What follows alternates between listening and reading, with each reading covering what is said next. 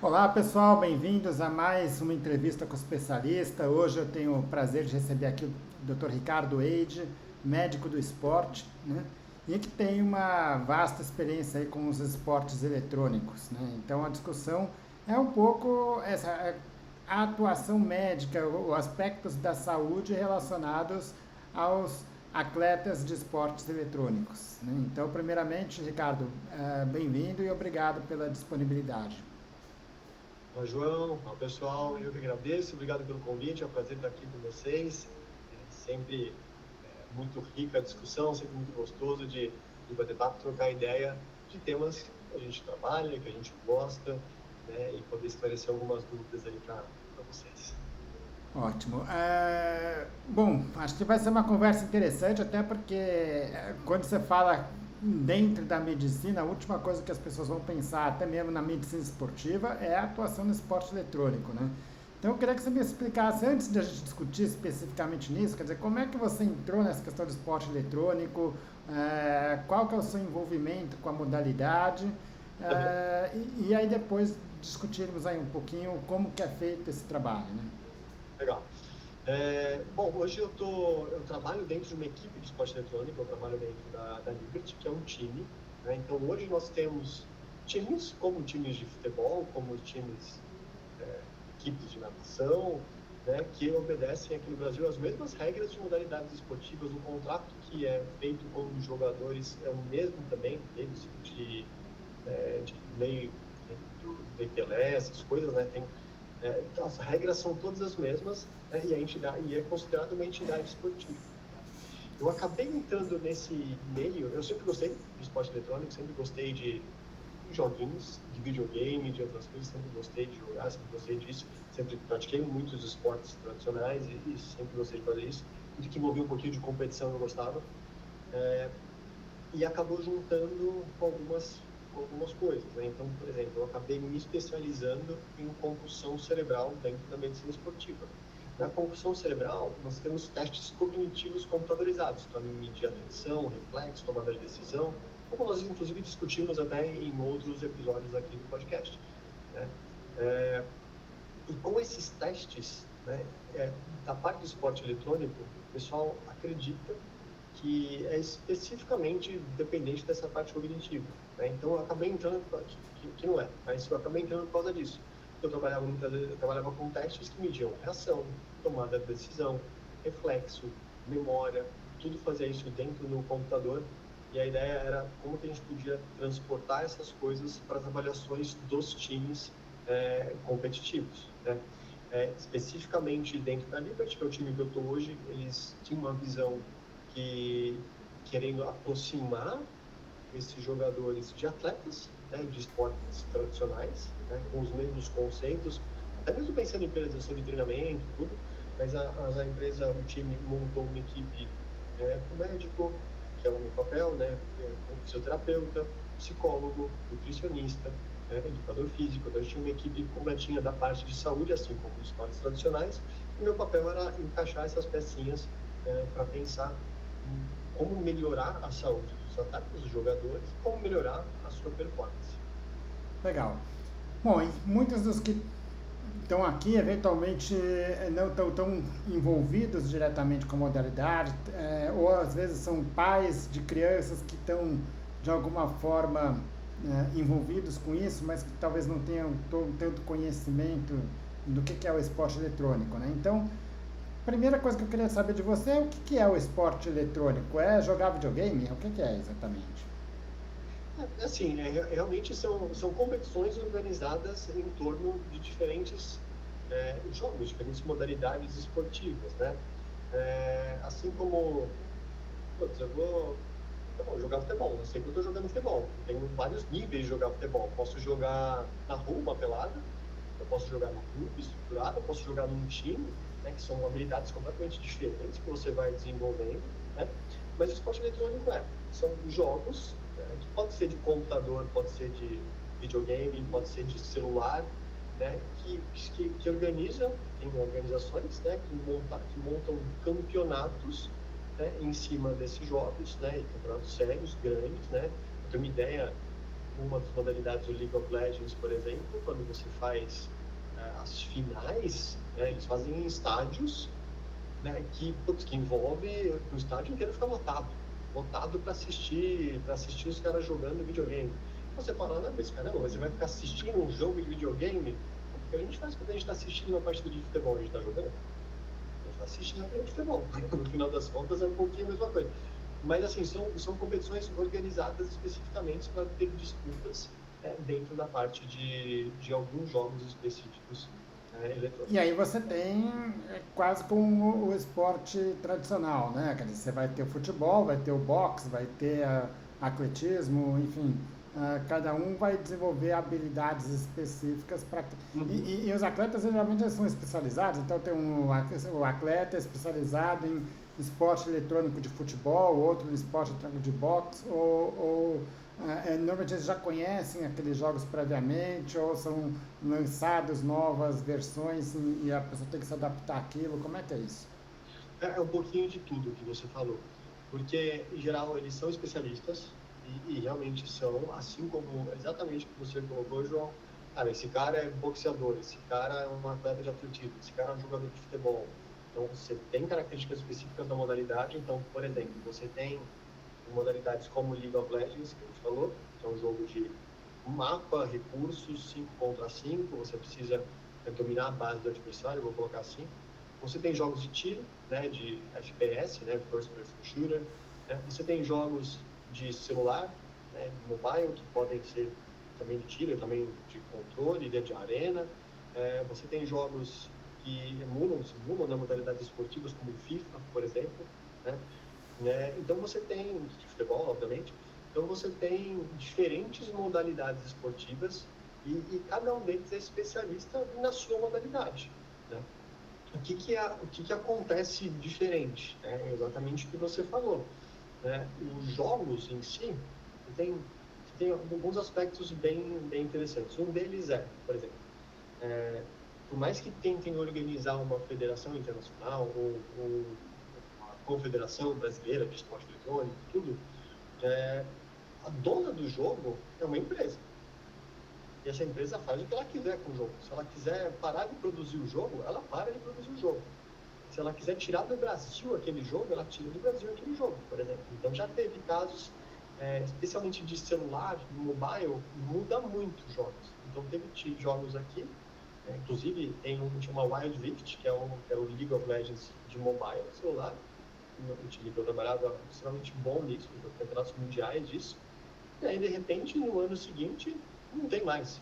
Não vai ter mais no Brasil, não vai ter servidor para isso, só vai ter em outros países. E aí entra um outro jogo para substituir de uma outra empresa.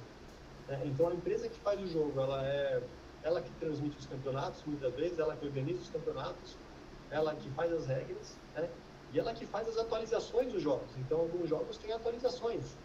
Então, é como se, por exemplo, não é que muda a regra do jogo, mas muda o peso de cada campeão, ou cada arma. Por exemplo, esse aqui, se eu der um tiro na pessoa, né, no mundinho virtual lá, seja com animação, seja alguma coisa, vai dar um dano diferente. Se você tem nessa batalha aqui, se você conseguir recurso, hoje eu consigo tanto de recurso, daqui 15 dias eu consigo o dobro de recurso. Então você vai mudando esses balanços, tem atualizações. Então, não é que a regra geral do jogo muda, mas o balanço, esse equilíbrio, pode ir mudando também. Então, tem gente que é extremamente boa em algumas características que, de repente, 2 semanas depois, está ruim o jeito de jogar dele. Legal, legal. Vale considerar também que algumas atividades, a realidade virtual e o desenvolvimento de simuladores têm sido muito utilizados, não como modalidade de fim, mas como uma modalidade de treinamento, né? Talvez os principais exemplos disso seria na aviação, onde de fato a pessoa ela precisa ter um treinamento em realidade virtual antes de partir para uma situação de voo regular, por questões de segurança óbvias, né? E também no automobilismo, que muitas vezes você não tem o carro, a pista, tudo disponível, é muito caro, muito complicado de fazer isso. Então, tem acho que muitos dos pilotos de automobilismo, de motociclismo, eles tiveram ou têm ainda um treinamento muito intenso com simuladores, né? Não, e é legal assim, você tem mesmo simuladores, muitas vezes, em várias modalidades de automobilismo, mas especificamente de Stock Car. O piloto não pode entrar na pista e ficar treinando com o carro dele. Ele tem um momento certo de fazer isso. Como é que ele treina, então, além da parte física? Ele usa simuladores, né? Simuladores extremamente realísticos, né? Que realmente dão uma sensação de estar no carro, tudo, né? Com segurança, tudo, né? Mas com traçado de pista extremamente real, tudo, ficando cada vez mais próximo da realidade. Então, realmente, é uma ferramenta de treinamento. A gente consegue desenvolver habilidades lá. Inclusive, tem até filme disso, mas tem até ex-jogadores ou jogadores de simuladores que foram para provas de velocidade de carro de verdade, né? E conseguem ir relativamente bem, eles conseguem se desenvolver e mostrar que tem talento, né? E além dessas coisas todas, na parte médica e na parte de fisioterapia, principalmente, a gente usa muito em reabilitação também, né? A gente também consegue, com esses jogos, muitas vezes, reabilitar pessoas com alguns gestos específicos, ou até para tirar traumas psicológicos, por exemplo, expondo em ambiente controlado, para quem já colocou o foco em realidade virtual, né, é desesperador, né, no final das contas. Quantas pessoas a gente já vê, até quando você está no shopping andando, tem aquele simulador de montanha-russa, você vê a pessoa gritando, desesperada, tudo. Visualmente, Sim, ela está naquele... bom, e aí outros, né? Vamos para polícia, exército, são várias aplicações aí possíveis, né? Exato. Uma outra coisa que eu queria ver com você, cara, acho que você está no meio aí de um fogo cruzado, né? Porque por um lado você é médico e pelo outro lado você vê um movimento atual, que é um movimento real e baseado em evidências, né? De sociedades médicas, especialmente de pediatria, mas não apenas de pediatria, também para adultos, mostrando os danos que podem estar relacionados ao excesso de exposição a aparelhos eletrônicos. E, vamos dizer, a recomendação, principalmente na infância, mas não só na infância, é que se tente minimizar essa exposição aos aparelhos eletrônicos, né? Como é que você enxerga isso atuando dentro do meio de esportes eletrônicos? é, da mesma maneira com que essas pessoas acabam enxergando, né, na parte médica, na parte de pesquisa, tudo, né? É, tudo em excesso acaba fazendo mal, né? No final das contas, é um pouquinho disso. Se a gente consegue controlar o volume de estímulos, controlar a quantidade de estímulos, né, que a gente vai fazer ao longo dos dias, né, estão cada vez mais surgindo pesquisas, que contrapõem essas de problemas que eles podem causar, né, que obviamente pode, né, quando exposto, né, em excesso e tudo mais, né, mas contrapondo que você tem muitos ganhos de habilidades, muito desenvolvimento de características, até de habilidades sociais mesmo, né, por estar jogando, né. Óbvio, tudo, quando você começa a colocar, né, quantidade e dose dependente. É igual, analogia besta, mas remédio.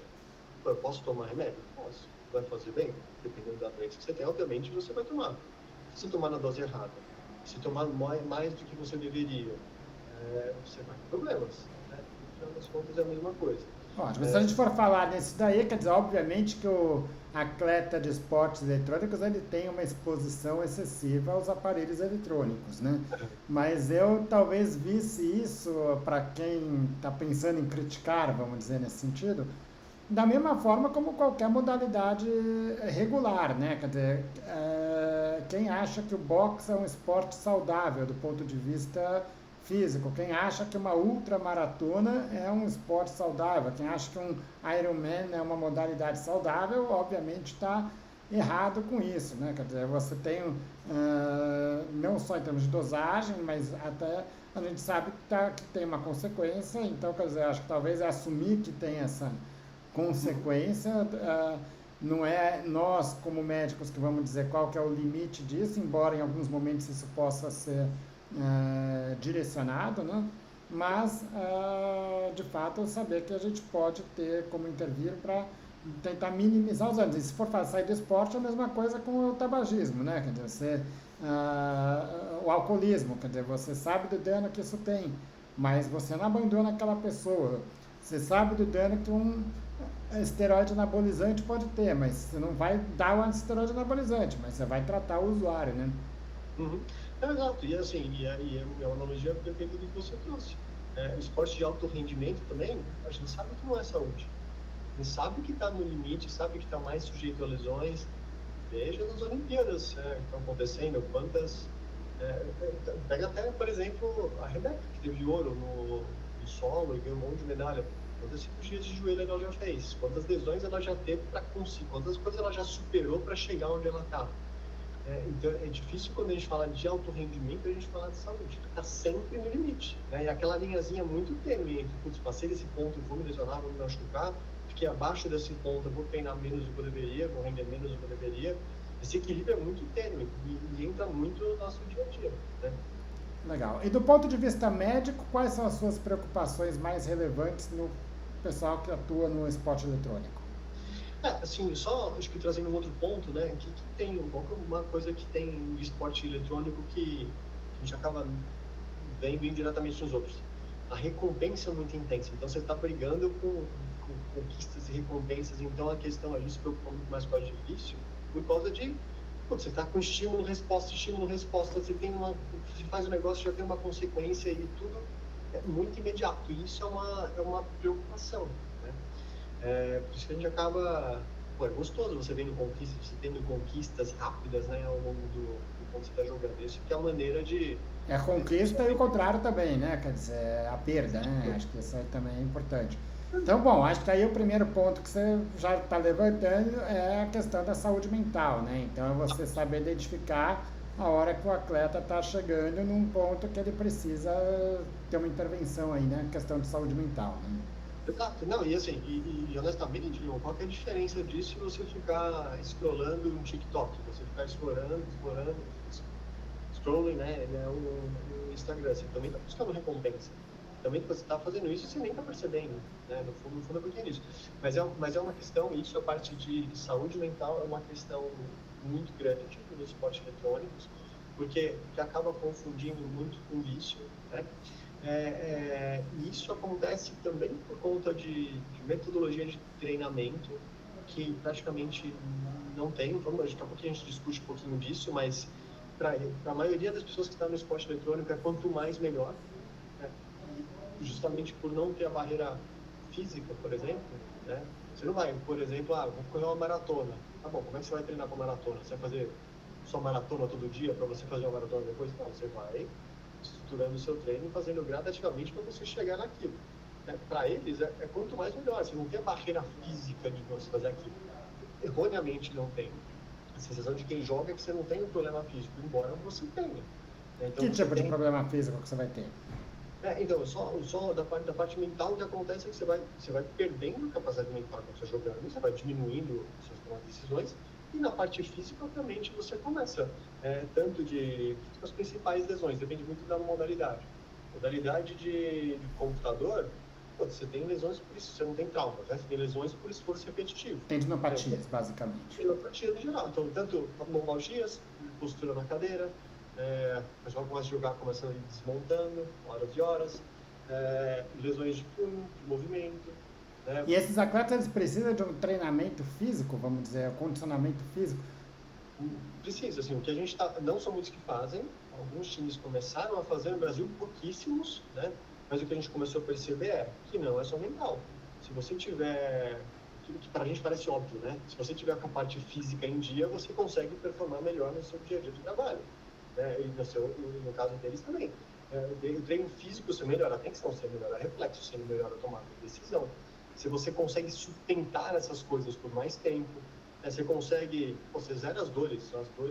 É engraçado que no meio do esporte eletrônico, em qualquer modalidade, mesmo no celular, que é dedão aqui, né? Tipo, dedo, mexendo no dedo e tal. Postura, tudo. O pessoal fala muito, nossa, eu tô com uma tendinite, meu Deus do céu, acabou minha carreira e tal. Cara, e pra gente que vem de esportes tradicionais, uma tendinite é o menor dos problemas. Fala, beleza, a tendinite vai fazer físio, vai zerar e vai melhorar. Mas para eles é o fim do mundo. Só que eles Por quê? Porque a maioria não está acostumada a fazer uma atividade física, não está acostumada a fazer fisioterapia como atividade física preventiva para não chegar nisso. E aí, quando chega, putz, às vezes está tão sem musculatura para recuperar, para reativar a musculatura, tudo, putz, é um problema, demora mais tempo. Mas eles ficam super preocupados com isso, mas realmente, tem gente de punho, tem gente de cotovelo, ombro. Eu acho que qualquer pessoa que fique 15 horas por dia, às vezes, sentado, vai ter esse tipo de problema. Levanta para comer e volta para a cadeira, né? Então, a gente sabe que isso vai ter suas repercussões. E aí, como é que você vai evitar tirar da cadeira? Talvez tenha que tirar um pouquinho e usar aquele tempo para melhorar o condicionamento físico ativo, tudo, né? Exato, daí pensando nisso, beleza, quantas horas você como médico fica sentado por dia? Quantas horas você tem que, mas a gente sabe como médico que a gente precisa depois sair da clínica e fazer uma atividade, né?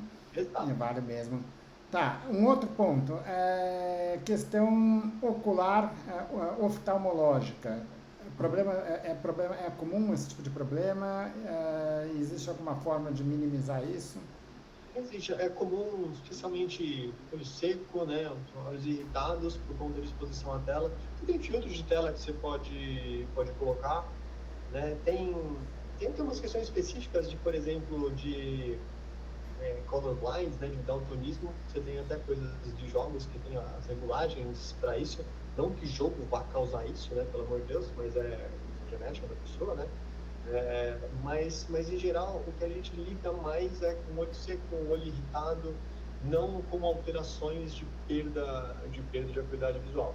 Obviamente, a gente acaba orientando, né? Consequências a curto prazo, nenhuma consequência de longo prazo, né? Sim, assim, pelo menos tem menos coisas. É a mesma coisa que a gente fica na tela de uma TV, a gente sabe das consequências que podem ter, né? Esses aspectos. É legal você ter lentes com filtro, menos tempo de exposição, etc. Né? Legal. Um outro ponto que me chamaria a atenção, sono. É comum problemas de sono entre esses atletas e existe alguma forma de você intervir nisso?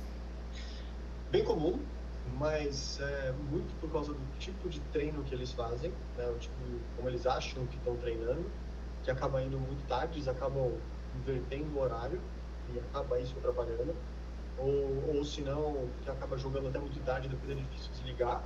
Então as pessoas, erroneamente, a gente pensa que a gente dorme igual apagar a luz, né? Tem um botãozinho, desliguei. Não é assim. Você precisa, é muito mais como um aterrissar de avião.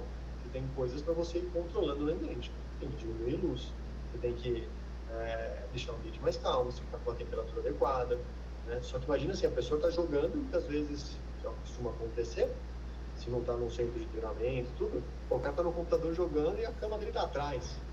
Ou a casa dele está lá treinando, aí vai dormir na sequência. A mesma coisa que ficar trabalhando horas e horas no computador, ficar vendo TV horas e horas, o estímulo visual, produção de melatonina, que ajudaria precisa para o sono, para regular o ritmo circadiano, acaba não acontecendo, acaba sendo interrompida por causa de estímulos, e realmente a parte de sono fica comprometida. Ou mesmo até ritmo circadiano. Os horários, a maioria das vezes o que acontece você acorda tarde, fica a tarde inteira jogando, vai para a noite jogando, às vezes madrugada, e aí depois, dia seguinte, acorda tarde de novo, você nem tem disposição ao longo do dia. Então, vitamina, etc. E tudo isso vai influenciar na qualidade do sono, especialmente a quantidade de estímulos que você teve nos minutos antes de você dormir. Ótimo. Bom, a gente tem alguns conteúdos até relacionados à medicina de sono, principalmente essa questão do que a gente chama de higiene de sono, né? Então, algumas formas de você melhorar a condição de sono. Uma delas é tirar a exposição à luz, né? Então, obviamente, você pode ter isso. E tirar exposição a atividades que geram muito estímulo, né? Porque senão você vai para a cama e você não desliga, você não fica pensando naquilo que você estava fazendo, naquilo que você estava jogando, né? Então, acho que tudo bem, a gente tem algumas coisas não tão direcionadas para os esportes eletrônicos, mas você vai ver que muito do que está envolvido nessa questão de higiene de sono, os atletas de esportes eletrônicos certamente estão num risco aumentado para isso, né? Exato. E lembrar que sono é uma questão muito individual, né? Então você vai ter algumas pessoas que vão ter problemas com isso, outros que não. mas de alguma forma você tem como intervir naqueles que têm insônia e, de fato, o esporte eletrônico aumenta esse risco, né? Uhum. Não, exatamente isso. Você tem ações individuais e você tem estratégias para cada um para você melhorar. E tem avaliação também, obviamente. Alguns você vai descobrir, pô, você vai fazer uma polissonografia, tem problemas disso, né? Ah, é por causa do esporte eletrônico? Não, é porque realmente tem. Talvez seja até porque, não, tá bom, você tem o sedentarismo associado ao esporte eletrônico, que muitas vezes é comum, a pessoa está no sobrepeso e aumenta a chance de ter problemas de apneia noturna, por exemplo, restrições. Cara, mas, de novo, é o risco que a gente tem na sociedade inteira do dia a dia trabalhando, né? Que é contrapondo os benefícios de atividade física que a gente já sabe muito bem. Ótimo. Mais algum aspecto que você considera relevante em relação à saúde dos atletas aí de esportes eletrônicos? Acho que tem, assim, tem um aspecto que é indireto, né? Mas é da modalidade, né? Como você tem como é que esse jogador virou um jogador de esporte eletrônico, né? Muitas vezes ele chegou lá jogando muito, em casa, em algum lugar, jogava muito, muito, muito, e foi assim que ele jogou lá, que ele chegou lá. Então foi reforçado o comportamento dele que ele precisa jogar muito para performar, né? E na verdade, assim, a maioria dos times trabalham dessa maneira, né? Quanto mais melhor. Então, o treino muitas vezes deles é fazer como se fossem, sei lá, vou fazer 5 partidas por dia, vou fazer 10 partidas por dia. É como se fossem 5 amistosos por dia, 10 amistosos de futebol por dia. Então, é quanto mais melhor. Só que a gente sabe que uma hora você começa a reforçar comportamentos inadequados, né? Ruins até para a modalidade esportiva. Então, a dificuldade, o risco é muito da dose. Porque quando você começa a encarar o esporte eletrônico como uma modalidade esportiva, você começa a trazer recursos de periodização de treino, né, de estratégias de treinamento que a gente tem em outras modalidades, começa a ficar mais coerente em termos de performance física, em termos de performance mental, né? Tem uma outra questão também associada que para também conseguir ficar jogando há muito tempo, né? Tem aquela questão de ficar tomando energéticos ou ficar comfort foods e coisinhas, não quer sair do computador para se alimentar direito. Então, tem essa outra questão que a gente acaba precisando educar os atletas, de que tem momento certo para fazer essas coisas, tem momento certo de se alimentar, tem momento certo de hidratação, que você precisa parar para ir no banheiro, né? Porque realmente você não tem, entre aspas, o limite físico que as outras modalidades impõem. Então, um deles fica quanto mais melhor. E quando a gente começa a pensar em cima disso, a gente vê que não tem sentido. E é isso que vai até mesmo lá na frente, que a gente costuma ver. Eu não sei, para quem não é do meio do esporte eletrônico, acaba não percebendo, mas pô, atleta de esporte eletrônico se aposenta super cedo, tipo 30 anos. Teve atleta que se aposentou com 20 e poucos, 22 anos, os melhores do mundo, porque tinha lesão que não conseguia lidar com ela, sobrecarga. Ninguém tratou, ninguém fortaleceu. Ou se aposentar cedo, porque ele jogou tanto ao longo da vida, o volume foi tão grande que vai ter um preço lá na frente físico mesmo, porque ele deixou de fazer outras atividades. Mas aí você vai falar, não, mas é porque já começa a ficar mais lento, começa a perder reflexo, tomada de decisão. Cara, que a gente vê nas outras modalidades. Você vê Fórmula 1, piloto com 40 anos. Vai falar que o cara é mais Bom, o lento? esporte em geral, né? No tênis você tem aí Nadal e Federer que chegaram recente, Robert Scheid que ganhou medalha também, a Formiga no futebol, enfim. Você vê esses atletas chegando, indo além dos 40 anos e no esporte eletrônico parando muito antes, alguma coisa está errada aí, né? Exato, exato. Legal. Ricardo, acho que era um pouco essa discussão que a gente queria ter, acho que foi bem interessante para até para desmistificar um pouco o esporte eletrônico como aquela coisa coisa de quem não quer nada, né? Então, mostrar que existe toda uma teoria por trás, existem os problemas, existem os pontos negativos, mas isso deve ser abordado assim como em qualquer outra modalidade esportiva, né? E eu acho muito oportuna essa discussão, João, porque justamente esse ano, na hora que a gente está, foi aprovado pelo Comitê Olímpico Internacional Olimpíadas de Esporte Eletrônico, né? Então, vão ter nos próximos anos, vai ser na Arábia, né? Nos árabes, na verdade, vão ter Copas do Mundo de esporte eletrônico. A cada 2 anos vai ter como se fosse uma Olimpíada. Obviamente, eles escolheram jogos que são semelhantes a esportes, ou simuladores, ou jogos que tenham valores, né, próximos da parte esportiva. Não tem jogo de time, por exemplo, de um contra o outro, mas aí estão reformulando os valores, mas isso vai estar presente cada vez mais na nossa rotina e já está. E é engraçado, assim, o pessoal, quando fala, realmente é isso. Mas vai ficar jogando joguinho, alguém vai assistir? Cara, a molecada hoje, o que ela consome, os adolescentes, final da adolescência, quem está com 20 anos, que consomem são essas coisas online. O mundo é gigantesco em relação a isso. E no fundo é isso. O que a gente está fazendo assistindo a Olimpíada? A gente está assistindo alguém jogar, assistindo alguém competir. Putz, mas tem as nuances de parte física. Putz, eu concordo, mas lá quando você outra, claro, tem espaço para tudo, né? É muito bom. Então, super oportuna a discussão, super importante pensar nisso agora e entender que é um negócio que, felizmente ou infelizmente, veio para ficar. E é assim que as coisas vão ser desse jeito daqui para frente, não tem jeito. Ricardo, obrigado mais uma vez aí pela disponibilidade, acho que foi bem proveitosa a discussão, espero contar com você em outras discussões, outros momentos aqui. Bom, eu que agradeço de novo a oportunidade, é um sempre prazer estar aqui com vocês, estar aqui com você, João. Sempre que precisar pode contar comigo.